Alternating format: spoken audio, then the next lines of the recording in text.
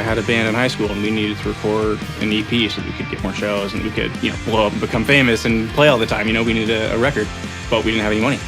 So I got a couple microphones and recorded my band's EP at my parents' house. I was kind of like, okay, maybe I can do this. After we did that first EP that I was involved with, we were writing some new songs and wanted to put out a single that was more representative of the new direction we were trying to take the band in. There was this producer in Sacramento that was working with a lot of really cool bands at the time, and we went in, did a song with him, and I remember going in, and he was like, oh, hey, here are the drums from last time, and played back the drums. And I was like, oh my God, these drums sound amazing. Like, dude, what did you do to these drums? And he said, oh, I just sprinkled some fairy dust on them. And there was something about that was really intriguing to me. And part of me was like, oh, I want to be a fairy dust sprinkler. I want to make things sound good.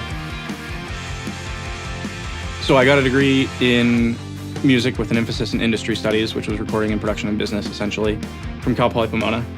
And what was really cool about that degree was it wasn't just a technical engineering degree from like a recording institute or something, It was a full-blown music degree with music theory classes, music history classes, and as a guitar player and as a songwriter, I was always a super music theory nerd.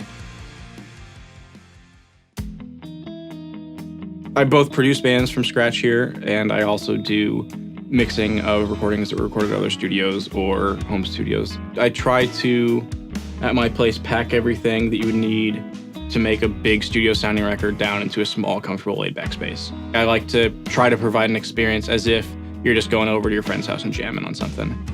Ultimately, I like things to be clear, powerful, energetic, that kind of modern, in-your-face sound. Like, I want things to jump out of the speakers. I want things to sound bigger than they should.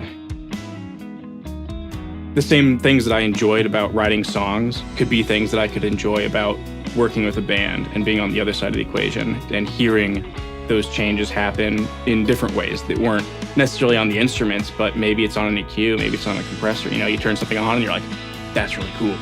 And so that kind of opened my eyes to how engineering can be more of a creative outlet and not just a really technical thing. Sometimes people come in and they're like, hey man, I know exactly what I want. We're kind of self-producing this thing and they just want me to kind of hit the record button and make it sound all right. That's totally fine. But the sessions that really get me excited and make me have a lot of fun are the ones where somebody's looking for that kind of fifth member experience or that outside voice.